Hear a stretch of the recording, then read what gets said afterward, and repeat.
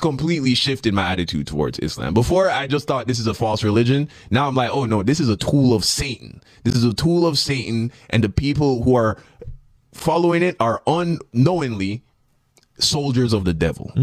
Of the highest degree, right? Some of his strongest foot soldiers. God made a religion, it's Christianity. The devil made a religion, it's called Islam. I didn't know that the Prophet Muhammad, the person who invented the religion, raped a 9-year-old girl. This is a fact. He married a girl at 6 years old and then consummated the marriage at 9. That is rape. And the reason why it doesn't faze the average Muslim when you bring that up to them is because Jesus is not in their heart. Is because the Holy Spirit, God, is not in their heart. Young Don, if you see this, somebody clips and send this to you, I hope you're going to be fair and honest and open enough that when I give the references from the Bible, you're going to go and look them up. And if you're going to make any kind of accusations against Islam and the Prophet of Islam, the Prophet Muhammad, peace and blessings be upon him, then I hope that you will make the same exact words against other traditions when I bring them up. Otherwise, your sincerity will be known to everybody. Talking about pedophilia, I'm going to bring up something from his Bible. And I know he feels he doesn't need to defend his Bible, but he needs to at least defend his statements now, right?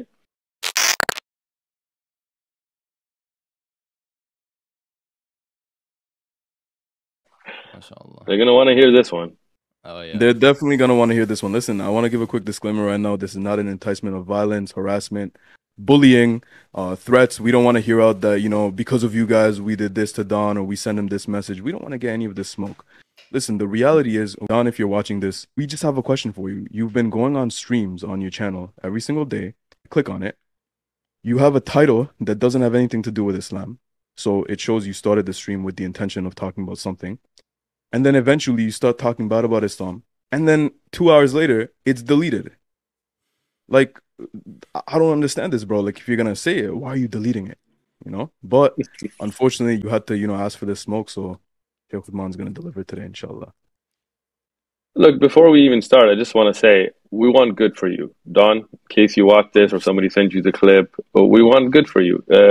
We want you to be guided towards the truth. We want you to follow what is truth. And we feel that you are sincere in the fact that you do want to find the truth, but maybe the way you're going about it is incorrect. Instead of having a discussion face to face, instead of talking it through, just making streams and watching Islamophobes. By the way, all those people that you watched and you talk about watching, I've already debated them face to face, and you can go watch those debates on the One Message Foundation channel. You can see how they fell apart. If you really want to know the truth, we're inviting you right now. Jump on. Even if you want to come in during half the show, and we'll have a civil conversation with evidences, with references that you can look up. Bring your references. If you want to bring any of your little friends, Apis or Mr. Hammer Time or any of them, bring them. We're right here, live, bring it. Christianity and Islam, which is of the devil. And you can see it in the behaviors after the fact. If I went on that stream and I had talked with all those Muslims and, you know, and I didn't know anything about Islam. I didn't know that the Prophet Muhammad, the person who invented the religion, raped a 9-year-old girl. This is a fact. He married a girl at 6 years old and then consummated the marriage at 9. That is rape. Anybody that wants to try and tell me that a 9-year-old girl can have consensual sex with a 53-year-old man, you're sick. Or they're just so deluded. And the reason why it doesn't faze the average Muslim when you bring that up to them is because Jesus is not in their heart. Is because the Holy Spirit, God, is not in their heart to strengthen that morale. How do you hear this and try to look past it or rationalize that the Quran? See, I learned a lot about Islam after the fact. You know what I mean? What people after the call? After the call, yeah, because I went into it thinking that I was about to learn about Islam. But in them, you know, coming for me, I had to now go and learn about it on my own terms. When you talk about rape, I don't know where the idea of rape came from, but let's talk about marriage. And let's talk about the age of Aisha radiallahu anha. None of us are mentally present at the time of birth. None of us notice, hey, you're born, and you're like, hey, I'm born today. What's the time? What's the date? Right? If we ask anyone here when you were born, you're going to look at a birth certificate, you're going to look at your passport, you're going to go ask your mom. You don't remember, right? So you're basically taking information from other sources. And if those sources have some ambiguity, then you're going to pass that on. Arabs had no calendar. Understand this. That the Arabs had no calendar. I don't mean that they didn't have lunar or solar. I mean, they had no calendar. Basically, they would have events like Am al-Fil, the year when Abraha attacked Mecca with the elephant, and they would kind of give it a name from an event or a drought or a flood or a lot of rain, and they would give it a name, and they would try to map ages from that. And that's why, not just discussing Aisha radiallahu anha, even Khadija radiallahu anha, the first wife of the Prophet ﷺ, who, by the way, as long as he was married to, he didn't marry any other woman. She passed away, and then he married other women after that. But until she was alive, she was his only wife. Even her age disputed. Why? Because again, the Arabs were not concerned about recording your birth date. Most of the early scholars also, we know their death dates, we don't know their birth date. For the early scholars of Islam and the Sahaba and so on. Some of them, we have ideas because if they have major events that happened that year, like the year of the field, Am al-Fil, of the elephant, with the year that the Prophet Muhammad, peace and blessings be upon him, was born, then because of that major event, we know. But if people were born in years where there weren't major events, then it's very hard to know their exact age. What we can say about Aisha radiallahu anha, that her age was appropriate for the time for marriage. And how do we know that? That she was already engaged to Jubair ibn Mut'im before she was even engaged. I'm not talking about marriage, I'm talking about engagement to the Prophet Muhammad, peace and blessings be upon him. For us to judge that age today is what's called presentism. This is not fair, this is not appropriate. Why? Rami, if you can, on your screen, bring up Safari, Google, Chrome, I don't really care. Look up average life expectancy, 6th century. Yeah. And for anyone that didn't hear that, that's the logical fallacy of presentism. Okay, 30 to 35. 30 to 35 years old. Think about that. This is the 6th century. This is when the Prophet ﷺ was born. This is the time we're looking at. In that time period, your average life expectancy was 30 to 35. Today, it's about 77 years of age. In Hong Kong, in Japan, it's around 80. Okay? So today, when we talk about the age of marriage being 18, that would not be practical for that time.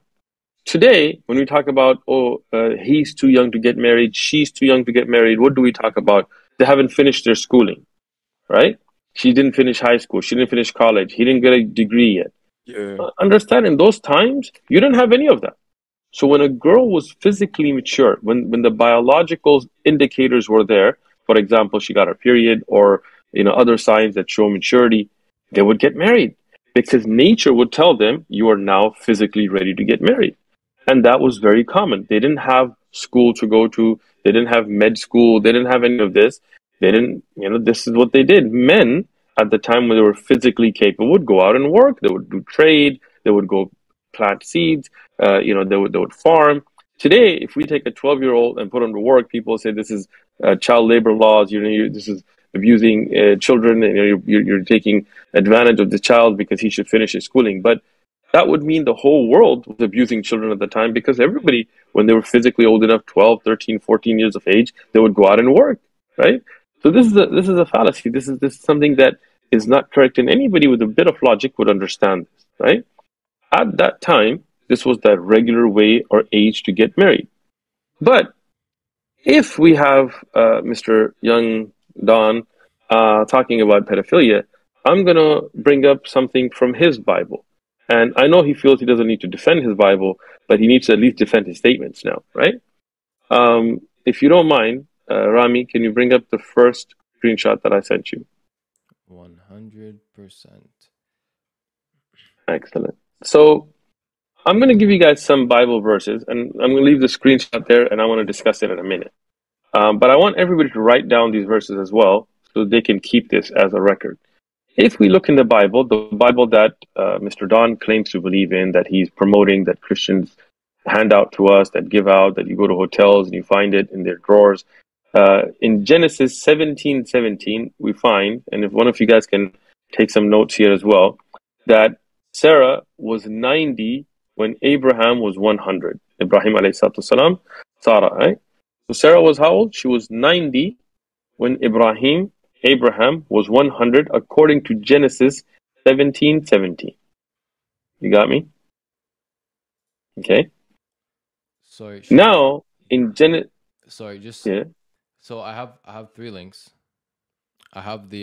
No, just the first link, just leave it there. It's a commentary on... I'm gonna get to that in a minute. Okay. But first, I just want you guys to write these ages or remember them, okay? Genesis 17:17 in the Bible. Again, I want to make a point. The age of Aisha radiallahu anha is not in the Quran.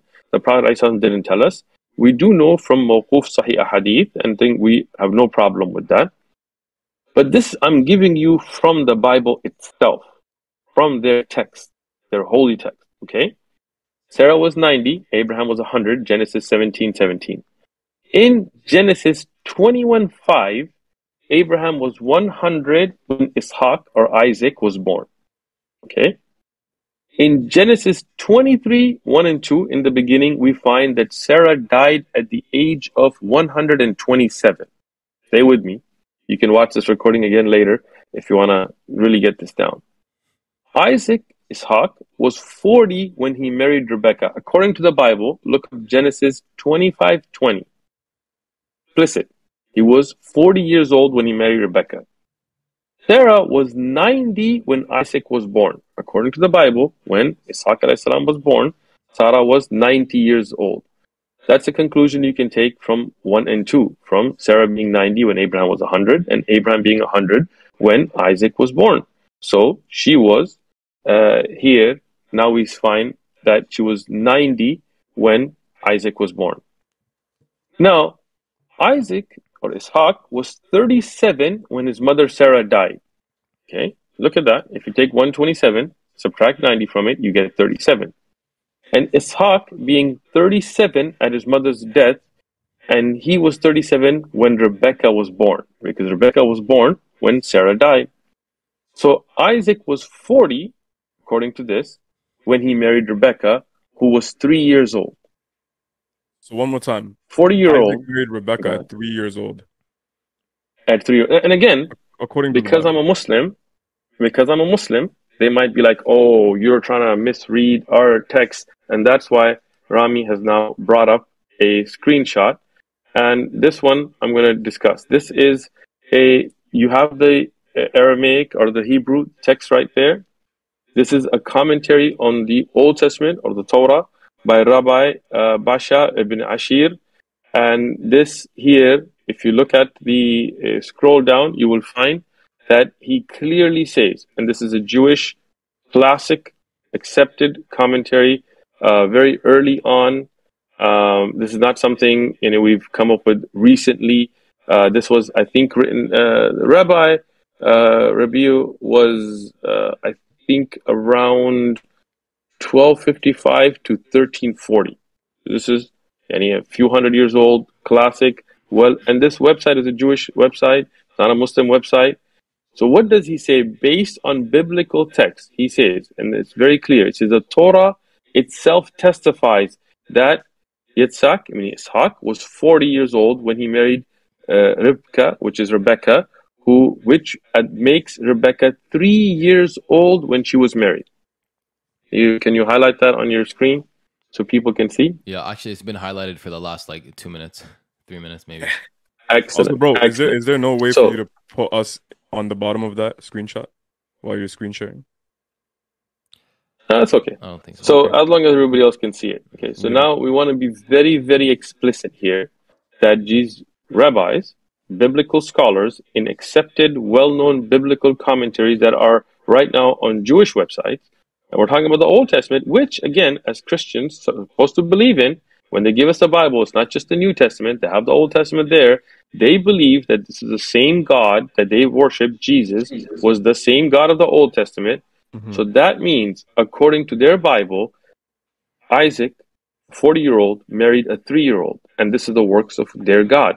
And this is not just a biblical incident. I'm going to now take you to the second link that I sent to you, Rami, if you can bring that up. Okay. And it's loading in. Okay, so we got Genesis 25:22. Excellent. So now this is from the Old Testament, part of the Bible, and it clearly mentions here, if we go down, that Isaac was 40. Bring it up here.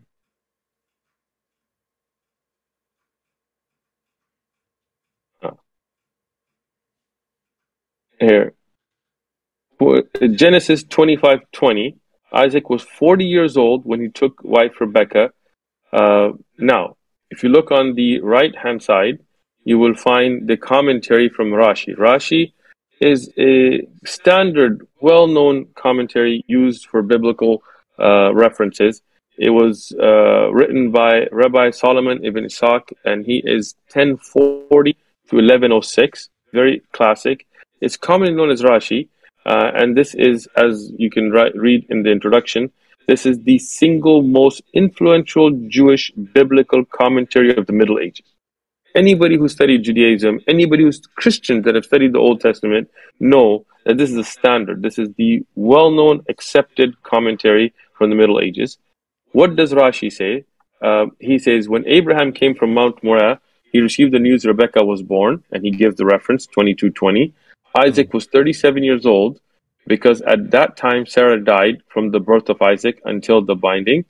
When Sarah died, there was 37 years since she was 90 years old when Isaac was born, and 127 years old when she died. As it is said in 23:1, he's giving all the biblical references here.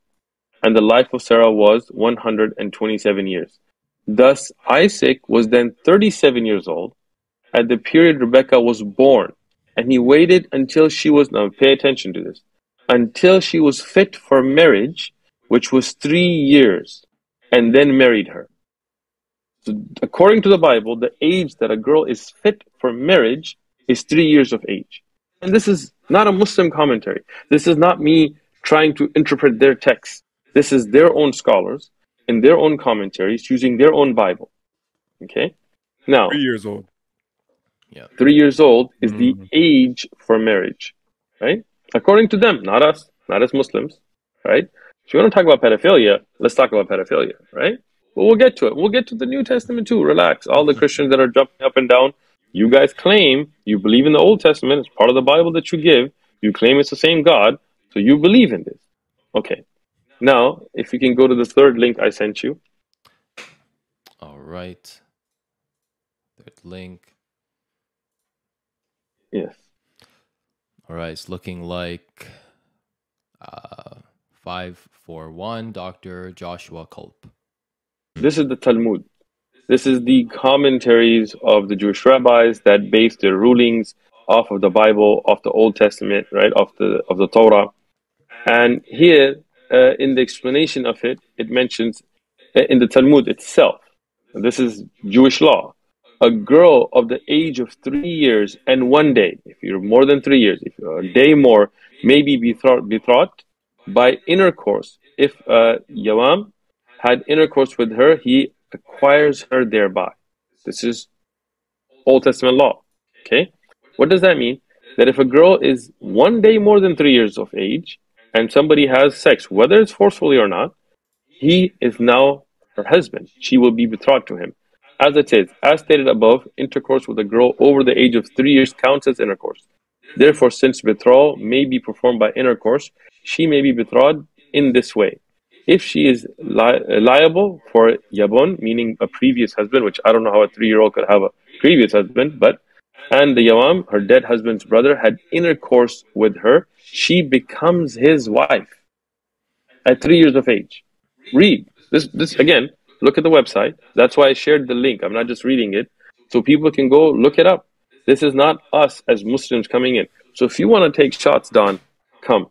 Let's talk about it. Right? Let's bring up your Bible. Right? We'll get to it. Now, again, this means intercourse. He creates legal obligation, legal relationship. And who is liable for adultery with her? It's her father who marries her off to someone else. Understanding that according to Jewish law, a girl who is a katana, this is kitana, this is a word that's used in their law, according to the Old Testament, between the age of 3 and 12, can be given in marriage even without her consent by her father. Right?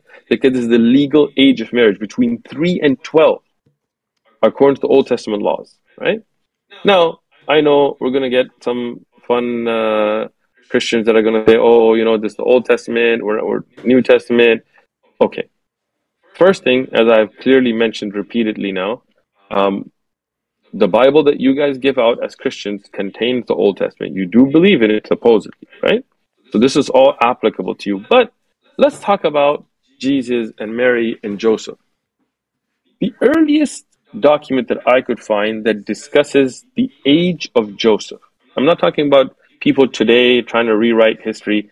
The earliest that I can find is from the 6th and 7th centuries, which is a book called The History of Joseph the Carpenter. And here, Robengi Motomir Bennett, probably mispronouncing that, it's European, says in the book, in The History of Joseph the Carpenter, that if you look at early church fathers and their writing, early evangelical church, that they believed that Joseph was 90 years of age. Look up the book yourself. Look, again, Don, if you watch this or any other Christian, go get the book. You can get it on Amazon, The History of Joseph the Carpenter. Look it up yourself, right? What do they say? They say that Joseph was 90 years of age and Mary was 12. How old was she? 12. So now, Catholics, you call Saint Joseph. Christians, you call him a great personality in the biblical structure, the stepfather of God, according to you guys, right? One of the first believers, he defended Mary, all of this, right? You're going to call him pedophile? Let's see you live by what you say. Because if a 90-year-old marries a 12-year-old today, that's what you would call him. But right now you're going to be like, oh, no. This is not in the Bible itself. Well, the age of Aisha radiallahu anha is not in the Quran or the hadith of the Prophet alayhi salatu wasalam.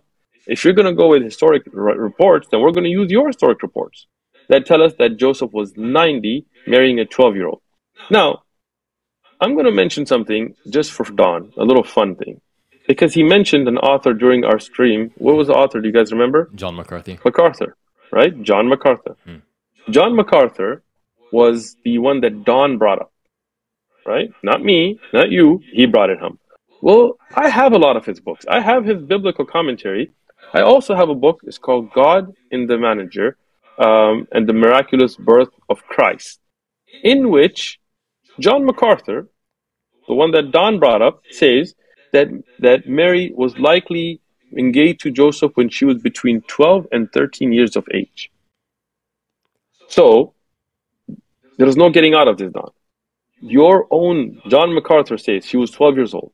12 to 13, right? The earliest scriptures that you have, the Catholic Encyclopedia, and I don't care if you're not Catholic, just because I've given Christian references, Protestant references, I'm going to give Catholic references. They also mention that according to them, Joseph, when he was 40, he had married another woman. And I'm going to read from this. This is before his marriage to Mary. When he was 40 years of age, Joseph married a woman called Milcha, or Ischa by some by others. Then lived 49 years together and had 6 children, 2 daughters and 4 sons. The youngest of them was James, which is mentioned in the Bible, James. The less, the Lord's brother, they say. A year after his wife's death, as the priests announced through Judea that they wished to find in the tribe of Judah a respectable man to espouse Mary, then 12 to 14 years, again, 12 to 14 years of age at the time, and Joseph was 90 years old. This is not just one reference. It's not just Christians. It's not just Catholics. It's the earliest references and the current. And John MacArthur himself gives her age at 12. Here again, she's 12 and he's how old? 90 years of old when he went up to Jerusalem amongst the candidates, and a miracle manifested, and the choice of God had made Joseph, and this is God's will that he was doing. And 2 years later, anyway, so now, just to give you a couple of more references, there's not like some, obscure reference that I found. Bernard Fontana, he also mentioned that Mary was 12 and Joseph was 90. These are the well-respected Christian authors and scholars that they put out there. In Charles Talbert's commentary on the New Testament, this is New Testament on Matthew, he also says that did Mary have sexual relations with Joseph? Because they might be like, oh, Joseph didn't have relations with her. He clearly says, he goes, Mary had sexual relations because in the Bible, in Matthew, it states that Mary did not have sexual relations with Joseph until after Jesus' birth. So he says, from amongst the early witnesses, we find that Mary did have a sexual relationship with Joseph after the birth of Jesus, according to Christian scholars. Tony Coffey, he says that Matthew had stated that Joseph had no sexual relations with Mary until she gave birth to a son. This tells us that after Jesus' birth, Joseph, who was past 90 at this time, and Mary, who was around 13, past 12 years of age, had normal sexual relations like any other couple. Tony Coffey, right? So, what does that tell us? If Don and any other Christian is going to be sincere and honest and be straight up about it, then I want them to go in and tell us why Joseph was a pedophile, why Isaac was a pedophile, why all these biblical references tell them. And when they come back and say, oh, no, at that time when Mary was betrothed, that was the average age when people got married, then the same is true for Aisha radiallahu anha, right? In fact, the age gap between Joseph and Mary is much more than that of between the Prophet Muhammad sallallahu alaihi wasallam and Aisha radiallahu anha, and the age gap between Isaac and Rebecca in the Bible is also much more than that which is between the Prophet Muhammad sallallahu alaihi wasallam and Aisha radiallahu anha. So we come at it straight. There's no ambiguity here. We're coming at it with evidences, with biblical verses, with books and references, and if they're honest, sincere, even right now, if they jump on, I'm here, I'm ready to take a face-to-face conversation with anybody who wants to do it.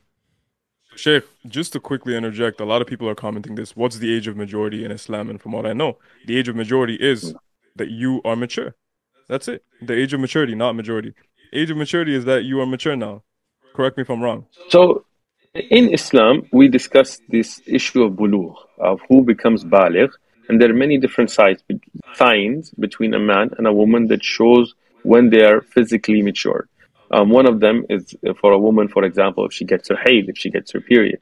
For a man, and there is certain hair that grows in certain places, certain dreams, certain things that we look at to know whether they're baligh. But that also doesn't mean that they're ready for marriage. Because as the kutub of fiqh, the fiqh books discuss, that marriage is done when somebody is physically capable and able for marriage, and many of the commentaries then also talk about a mental state, right? So what does that mean? A girl may be at an age where her period doesn't come because in her culture, her environment, the period comes very late, or some they come very early, but she may not be physically ready for marriage. So at that time, we would not allow that to be an Islamic marriage. Islam looks at what we call urf. Urf means the local customs and traditions to look at marriage age, right? Meaning that if, for example, in a country where there is no education system, there's no schooling, the average life expectancies are very low, and people get married early, as long as the woman is physically ready, natural indicators of marriage, and the man is physically ready, then they could get married. In other cultures, if there is a delayed period, meaning the people are going to school, they have things, and they want to wait till they're older, nothing wrong with that. We look at the urf there. We don't allow marriage until somebody has the natural indicators of marriage. We don't give an age, because if we said 10, not every 10-year-old is the same everywhere else, right? In America, for example, the legal age for marriage in many states used to be 10 years of age, and now they've bumped it up to 16. And some states 18, but most states still at around 16. Some are still, I think, at 14. You can look it up. Why? Because time and locations differ.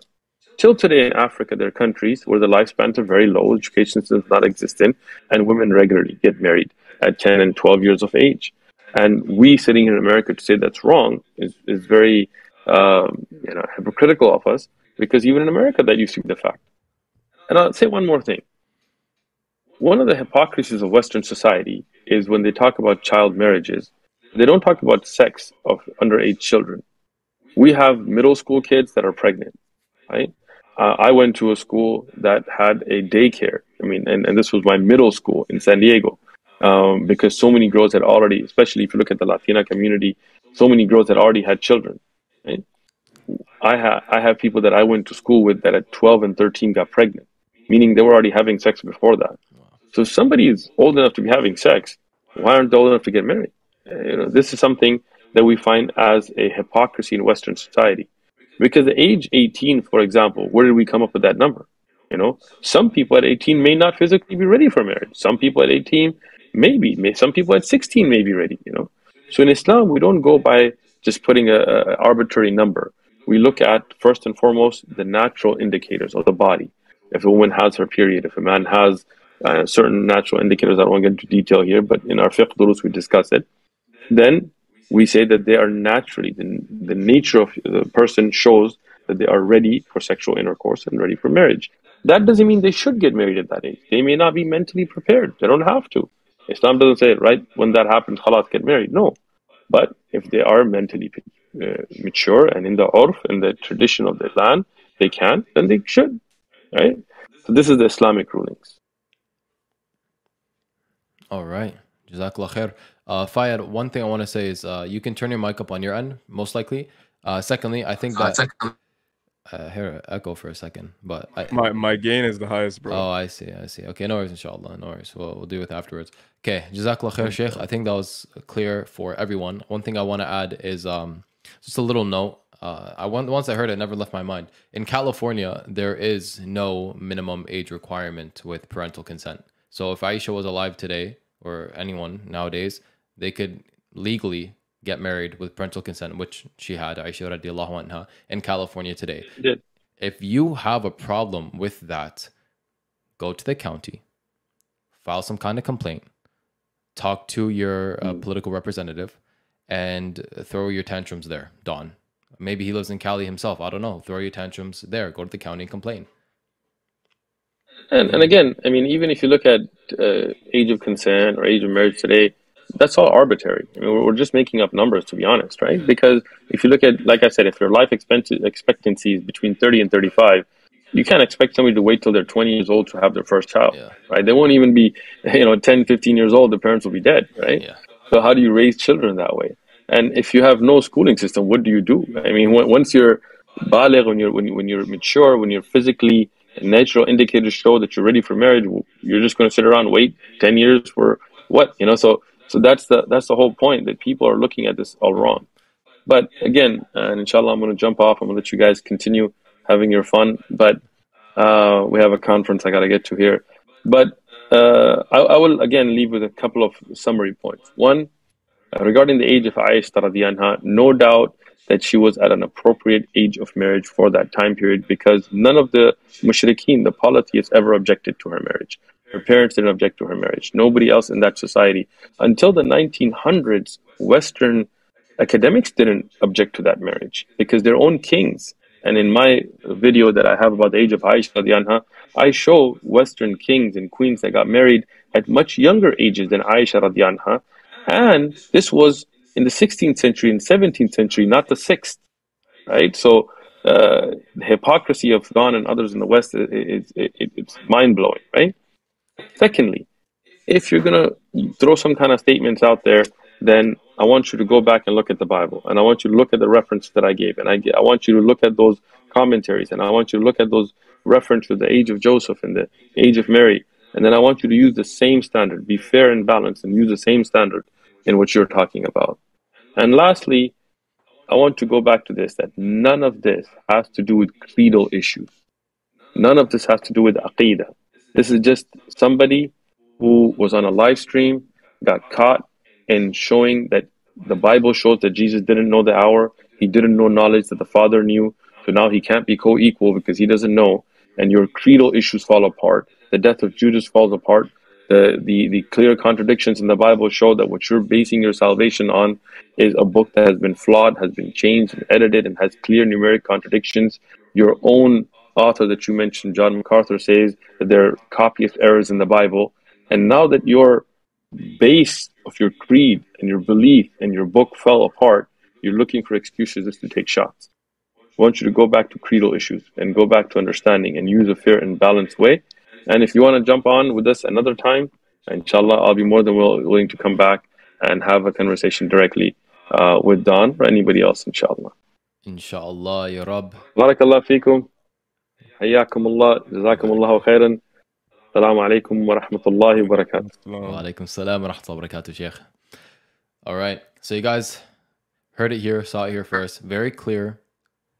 Very, like, it's qat'i, bro. It's clear cut. There is no way out. Dawn, all you can do now is be fair. Say that you are on an emotional high and apologize for your blatant statements, or make the same statements about Christianity. And at the end of the day, know that you actually have achieved nothing for Christianity. You have achieved nothing for Christianity, and actually even nothing against Islam.